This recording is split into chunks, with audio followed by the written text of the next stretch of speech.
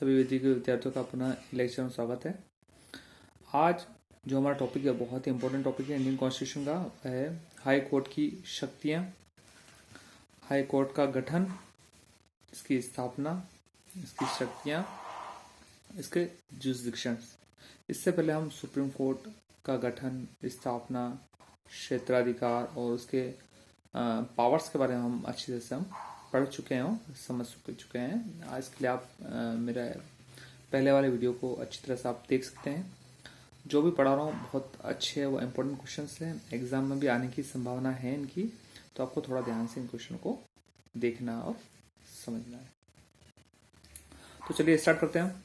Question है हमारा, high court के गठन की स्थापना,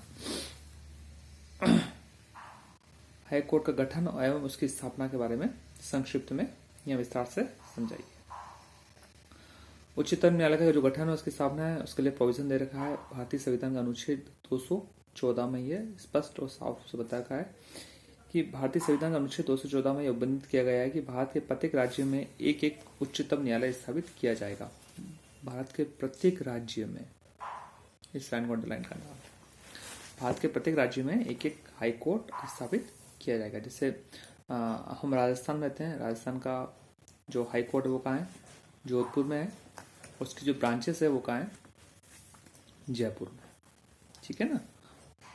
इसी तरह एमपी का जो हाई कोर्ट है वो कहाँ है? भोपाल में, और उसकी जो ब्रांचेस है वो है इंदौर में। इस तरह से अलग अलग जगह हर राज्य में एक एक अपना हाई कोर्ट होगा जो वहाँ का सर्वोच्च न्यायालय कहलाएगा। यानी जितने भी डिस्ट्रिक्ट कोर्ट होते हैं या उसका अधीनस्थ कोर्ट होते हैं या जो भी कोर्ट होते हैं, उन सबकी जो अपीली सुनवाई होगी वो कहाँ होगी? हाई कोर्ट में होगी। ठीक है ना।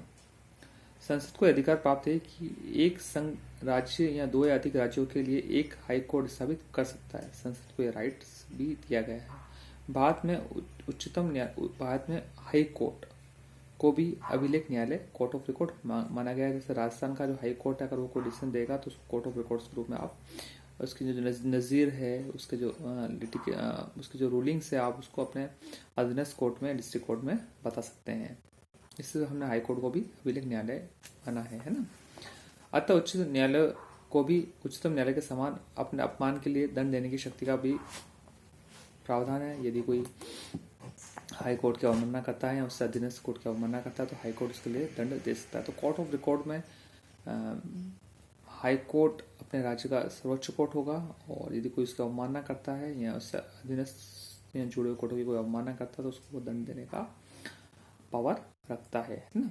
फिर आता उच्चतम न्यायालय की रचना और नियुक्तियां। तो संविधान का अनुच्छेद 216 में हाई कोर्ट की रचना और उससे अनुच्छेद 217 में उच्चतम न्यायालय की नियुक्ति का उपबंध किया गया है।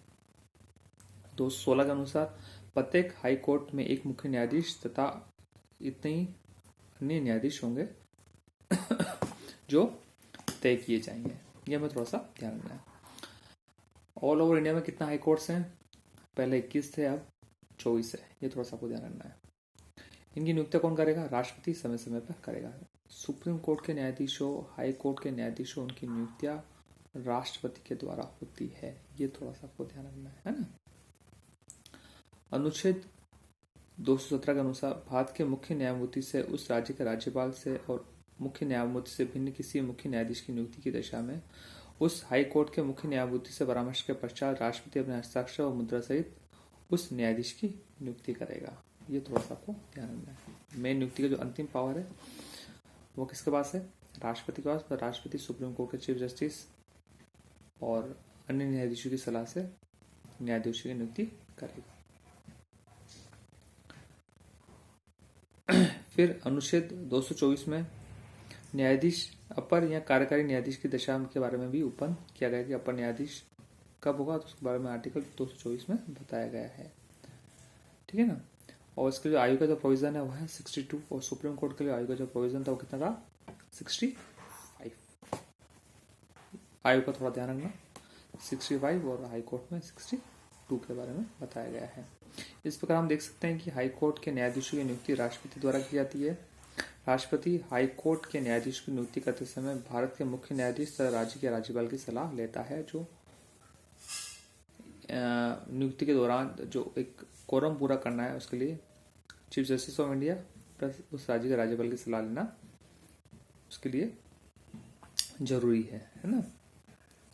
इनका कार्यकाल 62 वर्ष की उम्र तक होता है। हाई कोर्ट के अन्य न्यायाधीशों की नियुक्ति उच्च न्यायालय के मुख्य न्यायाधीशों के परामर्श द्वारा की जाएगी, जो SC advocates on record association वैसे यूनियन ऑफ इंडिया में बताया गया है।